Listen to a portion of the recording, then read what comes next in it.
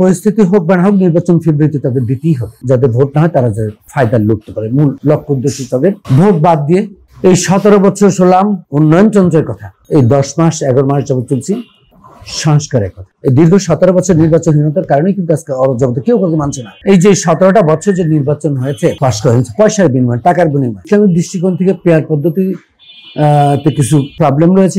না পরিস্থিতি হোক বা না হোক নির্বাচন ফেব্রুয়ারিতে তাদের দিতেই হবে, এটা কমিটমেন্ট। চিফ অ্যাডভাইজার উনি সারা পৃথিবীতে সার্বজনীন স্বীকৃত শ্রদ্ধেয় ব্যক্তিত্ব, উনি তো কমিটমেন্ট নির্বাচন ফেব্রুয়ারিতে হবে।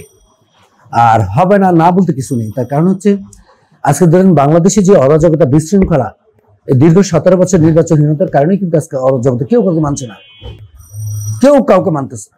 সকল শ্রেণী পেশার ভিতরে এটি অরাজকতা, অস্থিরতা।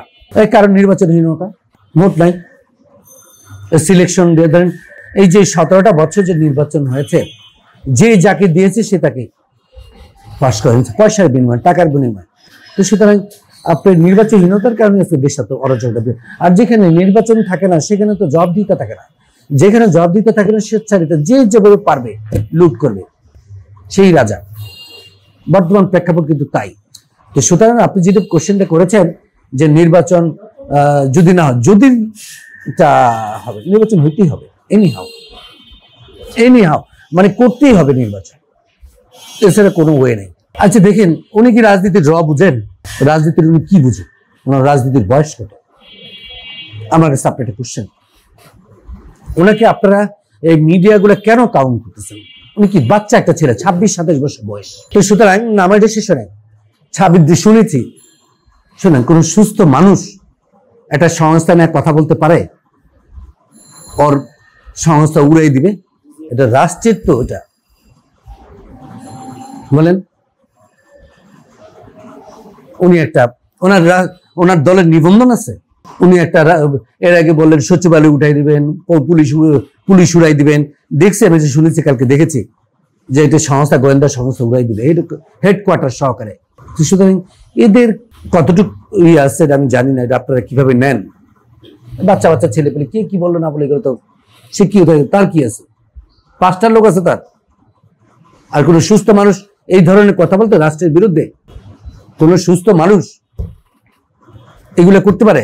ছোট মানুষ এদের কথা আসলে ওইভাবে, যদিও তাদের পিছনে আরো অন্য লোক আছে, নাহলে তো ধরেন এটা তো ওদের কথা না, ওদেরকে তো বলানো হচ্ছে, কিন্তু কোনো লাভ হবে না। দীর্ঘ 9 বছর পর্যন্ত আবার এরশাদ সরকার যখন আইসাই করলেন, গণতন্ত্রকে ব্যাহত করলেন, দীর্ঘ 9 বছর দেশটিতে খালেদা জিয়ার নেতৃত্বে স্বৈরাচার বিরোধী আন্দোলন, গণতন্ত্র পুনঃপ্রতিষ্ঠা। দীর্ঘ 17 বছর আবার এই পতিত যে সরকার, সেই সরকার এক ব্যক্তি শাসন কায়েম করার প্রতিষ্ঠা করেছে, সকল কিছু ভেঙে দিয়ে, তাই না? তো সুতরাং এই বাংলাদেশে এই ভোটের অধিকার প্রতিষ্ঠার জন্য এত সংগ্রাম, এত আন্দোলন, এত রক্তহী সংঘর্ষ, দীর্ঘ 17 বছর হাজার হাজার রাজনৈতিক নেতা কর্মী জীবন দিয়েছে। শুধু রাজনৈতিক কর্মে, আপনারা যে সাংবাদিক, আপনারা কিন্তু অনেক জীবন দিয়েছে, সহকর্মীরা। তো সুতরাং এটা ভোটের না করা ছাড়া কোনো উপায় নেই, কোনো ওয়ে নাই। তো কালকে পূরণ করতে পারবে, এটাও হবে না। ফেব্রুয়ারিতে নির্বাচন হবে। এই পেয়ার পদ্ধতির সম্পর্কে টোটালি অবগত নন, নাম্বার 1। নাম্বার 2 হচ্ছে পেয়ার পদ্ধতিতে মানে অর্থাৎ সংখ্যানুপাতিক হারে ভোটের পার্সেন্টেজ আসে, আসন সংখ্যা নির্ধারিত হবে। যেটি হচ্ছে আমাদের ইসলামিক দৃষ্টিকোণ থেকে পেয়ার পদ্ধতি কিছু মানে প্রবলেম রয়েছে। সেটি যে আপনাদের এই ঢাকা 7 আসনে মানে নেতা নির্বাচিত করবে এই লালবাগ 7 আসনে ভোটাররা।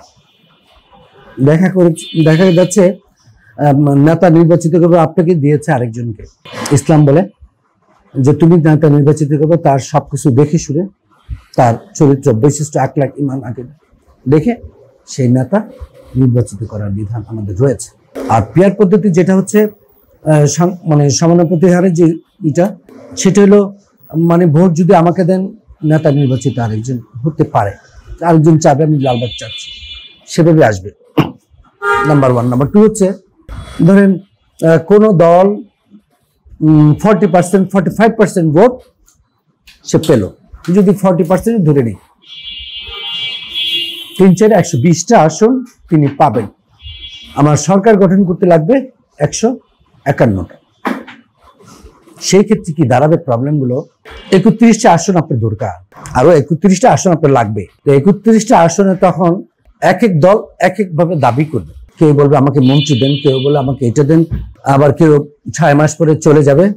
তো আমাদের দেশে আসলো এই পদ্ধতি মোটো বর্তমান প্রেক্ষাপটে এটা সমীচীন নয়। কারণ 6 মাস পর পর তো বাংলাদেশে আপনি নির্বাচন দিতে পারবেন না, সম্ভব না। তো সুতরাং এটা ধরেন যাদের কোনো ভোট নাই, হ্যাঁ, এটা কালক্ষেপণ করা, আর কিচ্ছু না, কাল বিলম্ব।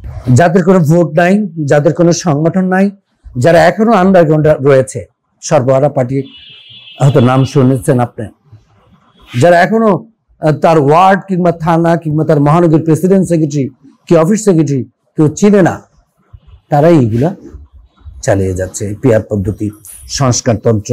দেখেন, গণতন্ত্রের সৌন্দর্য তো ভোট, ভোট ছাড়া তো গণতন্ত্র হতে পারে না। ভোট হচ্ছে প্রধান। ভোট বাদ দিয়ে এই 17 বছর শুনলাম উন্নয়নতন্ত্রের কথা, এই 10 মাস 11 মাস যাবত চলছি সংস্কারের কথা, আবার চলে আসলো পিয়ার পদ্ধতি। সুতরাং এগুলো যারা বলছে এই ভোটকে কালক্ষেপণ করা, দীর্ঘায়িত করা, যাতে ভোট না হয় তারা যে ফায়দা লুটতে পারে, মূল লক্ষ্য উদ্দেশ্য তাদের এইটা, যাতে ভোট নাই আর কি, জনগণ যাদেরকে চায় না তারাই এগুলো চাচ্ছে। এইটা হইতে পারে। এটা ধরেন আমাদের পার্টিরই একটা ছিল আগের থেকে দ্বিকক্ষ প্রথমত দিক, যে একটা ধরেন আইন প্রণয়ন করবেন, আরেকটির আইন তিনটে, যেটা এটা অনেক পৃথিবীর অন্যান্য দেশগুলোতে রয়েছে। সুতরাং এরা ক্ষতির কিছু, হ্যাঁ, কিছু কিছু সংস্কার প্রস্তাব যৌক্তিক আছে রয়েছে, সবগুলো